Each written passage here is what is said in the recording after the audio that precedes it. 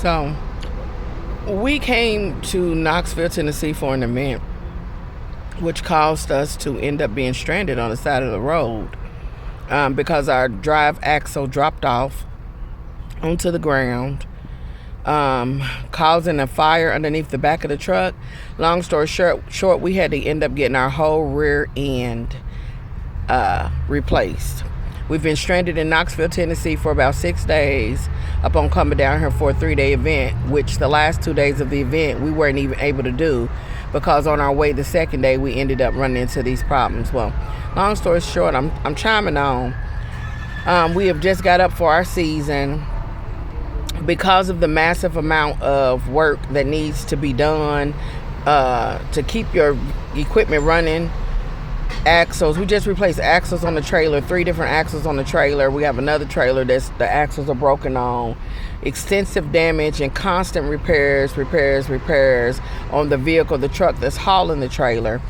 We basically it tapped out, like all savings, all things. We ended last season with no money in the bank because of all the repairs, and we honestly didn't think that we would even have enough to even begin to get up and even do this year. We thought we was gonna have to sit out a year and figure out some things. Well, anyway, by the grace, we ended up going into the season being able to get the repairs done with people that were able to help us. I'll say one in particular person, and you know who you are, and thank you so much. But we were able to get up and stand and fight another day.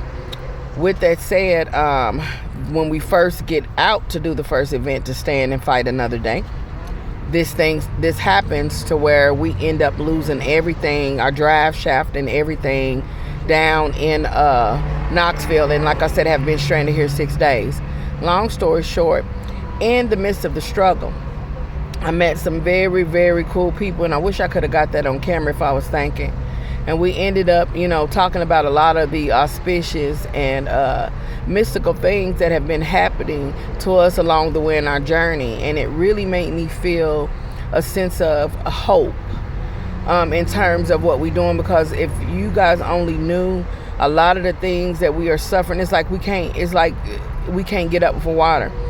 One thing after another. And I'm not talking about your traditional something happened and I get a little grace period, where there's nothing. I'm talking about it feels like we're full-blown war with the devil.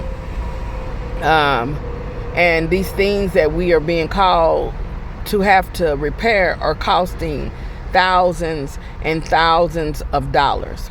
So with that said, we're here, and I just wanted to tune on because I want y'all to see I got my camera on. Hold on. I'm not done. I wanted y'all to see that I have my camera on record because there's a gentleman that's right here that I've been having my eye on now. This is the crazy thing about it. I go into the gas station. I'm so ready to get home. We've been down here 6 days. Honestly, the very last night we were down here, we ended up all having to sleep in a truck. We had to get a U-Haul. It's just been a really crazy experience for us. But in that, I was so hungry, right? The morning, the vehicle got repaired last night, and we were latched on. I don't know, I'm going to turn it around. But, I don't know, y'all can see back there. But we are latched on, and we're ready to go, right? And stop at the gas station so I could get, everybody can use the bathroom, whatever. But I'm hungry, and I'm like, well, money's limited or whatever. I say, what can I get out of this gas station? I go in there, and I see that they have lo mein noodles. Y'all can see it on the thing, what they call the poor man's meal. And they ended up having some beef sticks. So we grabbed some beef sticks, some noodles. We ended up warming them up in the microwave. Get back out to the car, and I'm sitting out here getting ready to eat, and I notice him. And I also noticed that he didn't have any shoes on, and he has a dog with him. So I thought to myself, this is one of those moments where I've always heard God say, so, my spiritual team, start carrying change with you, carrying a couple of dollars, carrying something with you so that, you're able to be a blessing to other people when you're out.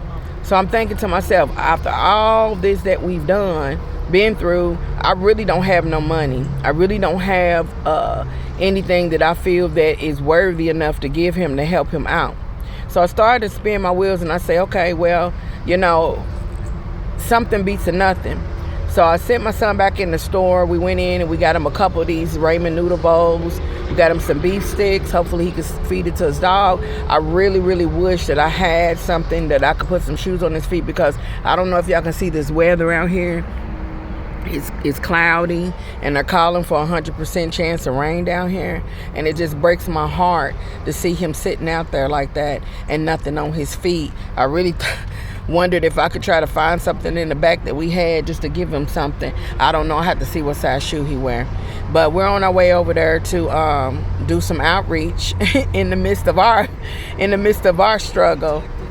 Yep. I got him some in the bag. We're gonna take him something to drink, some of these noodle bowls. And so I just wanted to kind of chime in and give y'all a little bit of footage that you know, we can be in the midst of our struggles. We can still be a blessing to other people's struggles. And I know when I ask for donations for JIG, some people say, well, you know, it's only a quarter, it's only 50 cents or whatever. In the big scheme of things, it all adds up, you know. And so I may not be able to give this man what I really want to give him, what I wish I had on my heart to give him. But I know that I'll leave this place feeling a lot better that I tried and that I did give what I could give. So we're on our way over there, and I'm going to introduce myself, and we're going to see. Okay, y'all, come on. Yeah, you can if you want. I'm going to try to see what size shoe he wear, because if y'all can see, I got so much swelling on my feet from being down here. I can't even get inside my shoes. My feet are so swole. From down here eating stuff. Ready? Got it? So we're on our way with Kivas. Huh? I don't know. Okay. How you doing? I hope you don't mind either. I'm Janetta, and we run a nonprofit called Jenny in the Garden. And with that nonprofit, we came in to do an event and ended up stranded down here our own selves. We've been down here 6 days stranded. We done had to sleep in a U-Haul truck. We done had to sleep in our truck while we try to figure out somebody to be a blessing to us to try to get our whole rear end replaced down here. Yeah. This been, I know how it works, you know, but I looked over and I seen you, and I hope you don't mind, because we're trying to do outreach and get the message out there to just be a blessing, and whatever blessing you can be to people. But I looked over and I said, after all this that we done gone through, I really, I wish I could give you, you know, a lot. So I thought about what I possibly could give you. So I wanted to know if you wanted to, you know, take some things that we had got out of the store. Okay. And so I got a couple out of, and he's got some stuff in here for you, a drink and stuff like that. No problem. Thank you so much. And then I left the money. Go get the money off the seat. Yeah, we've been making our way to Raleigh. Oh wow. Yeah. There's a lot of it on foot too. Yeah. What? But how does that feel? That's got to, and I hope I like catching stories. So how does that feel? Even though, you know, there's an underlining, you know, kind of struggle in it, right? But doesn't that feel so free? How does that feel? It feels pretty free sometimes. Okay. Take a lot of time to go out into the woods, practice primitive survival. Exactly. What I want to teach people eventually. So I know we're in a situation like this. We ended up purchasing, closing on 4.5 acres of land. And that's the whole point of us doing this, so that we can create kind of like a culture of people, a set of people that's doing what you're saying, learning how to be self-sustaining, teaching those skills and stuff like that. Is there any way that I can get in contact with you after this? Do you check an email? Do you? Yeah, I have an email or Facebook or something. Is there any way we can link up? Because I'd like to invite you as we progress towards that end. I'd like to invite you along, and we're trying to find people that have skill sets, anything to offer. The goal is for us to be able to have people out there that live rent-free. We're trying to do solar, no electricity bills, no water bills, you know, well water, just like self-sustaining, you know, and then also to be able to just share those skills with each other to keep the community going, and then pass those skills on, what I like to call elder knowledge, to the young people in the camp that's gonna come. So I would like to invite you, you know, and stay in touch with you as. That'd be pretty cool, yeah. Okay. Okay, so I'm gonna take you off of this because I don't want nobody else to get your information or whatever. And then, so I'm ending this video, y'all.